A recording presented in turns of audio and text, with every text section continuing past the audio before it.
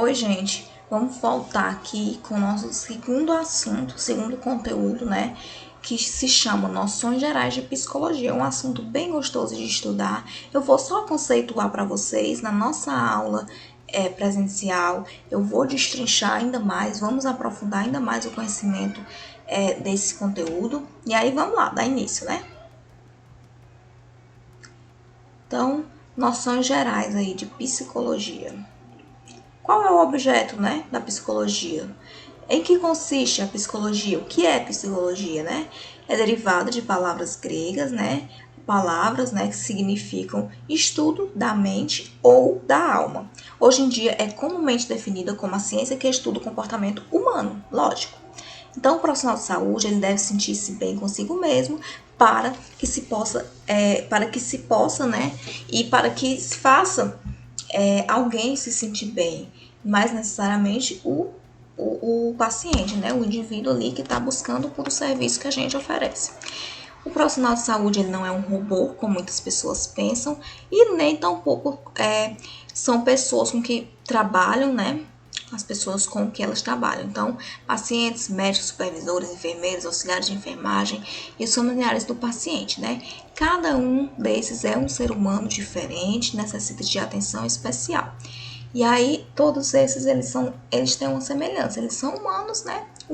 O ser humano ele é falho e ele necessita de que seja entendido o pressuposto de que cada ser humano ele sofre ele está passando por um momento específico, ele está passando por um momento difícil e cada ser humano tem sua individualidade. Então, nem todo mundo sofre da mesma maneira. Na verdade, ninguém sofre do mesmo jeito, né? Cada ser humano ele é único. Especialmente para o profissional de enfermagem, que tem por função auxiliar os indivíduos nos momentos importantes, né, da sua existência, desde o nascimento à morte. Então, nós profissionais de enfermagem somos a equipe, somos os profissionais que eles estão ali desde o nascimento do bebê, antes disso, na verdade, quando a mulher descobre que está grávida, o pré-natal lá, a gente, enfermeiros e técnicos, já realizamos aí esse pré-natal. Então, desde antes do nascimento do bebê, né, desde quando a mãe está gestando o bebê, até a morte desse paciente. Então, a psicologia ela é uma ferramenta que torna possível maior solidariedade e entendimento dessas pessoas que geralmente estão em algum sofrimento psíquico.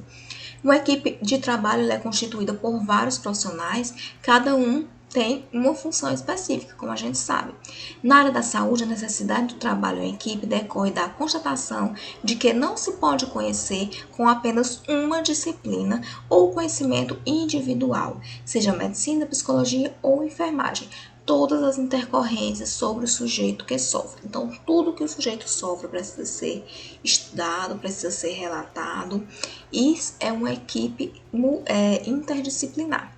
Então, é importante, né, que os profissionais eles se reúnam, façam reuniões mesmo para discutir esse trabalho em conjunto. Esse trabalho em conjunto ele vai formar o que a gente chama de trabalho interdisciplinar. São diversos profissionais discutindo sobre um só paciente, traçando ali um plano de cuidado individual para ele, porque cada paciente responde de uma maneira, de um jeito diferente.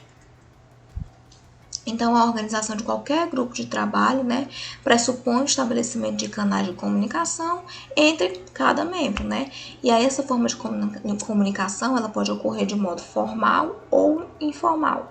A comunicação formal, ela se expressa mediante, por exemplo, ofícios, né, memorandos, isso a gente vê lá na área jurídica. São mecanismos que são formais de comunicação. É um ofício para um promotor, para um juiz, para um delegado. Então, são mecanismos bem formais, na verdade. E aí a comunicação informal ela acontece sem a necessidade, né, desses mecanismos e também possibilita a obtenção de informações aí, né, fundamentais para o trabalho, como as conversas com o paciente, né, enquanto a gente faz ali um curativo, a gente pergunta para o paciente como é que o paciente está, como foi que o paciente dormiu, se o paciente está sentindo alguma dor, se tem alguma queixa. Então, esse tipo de conversa ela é informal, viu?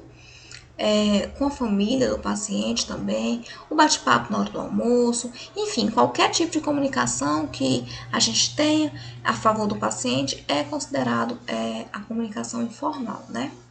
Então, a gente deve lembrar que a comunicação ela não se limita a palavras, falas e escritas, né? Às vezes só um gesto, uma postura, um olhar, uma expressão já diz muito sobre aquele paciente. Às vezes o paciente está ali sob ameaça, não pode falar, mas a expressão facial dele já é bem sugestiva para algo. E a gente, como profissional de saúde, principalmente em enfermagem, a gente tem que estar aptos aí a captar essas informações. Então, a estrutura do grupo ela é refletida em seu tipo de líder, né? O líder ele determina aí como é que vai conduzir a equipe, né? E uma equipe de trabalho com um líder do tipo autoritário, que ele só gosta de mandar, por exemplo, né? Ele terá uma comunicação centralizada. A gente sabe que é o que a gente não quer.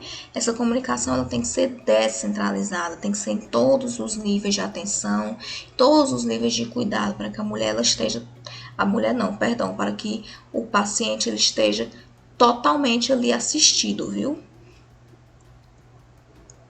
Então, todas as formas aí de comunicação, formal ou informal, pode haver, né, especialistas. Lógico, né?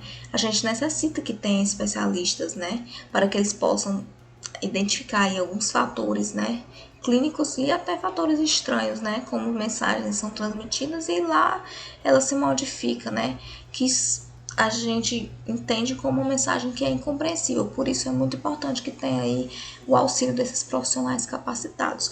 Todos os integrantes da equipe, né, eles devem ter assegurado o direito de participar dos processos de produção e a divulgação de informações.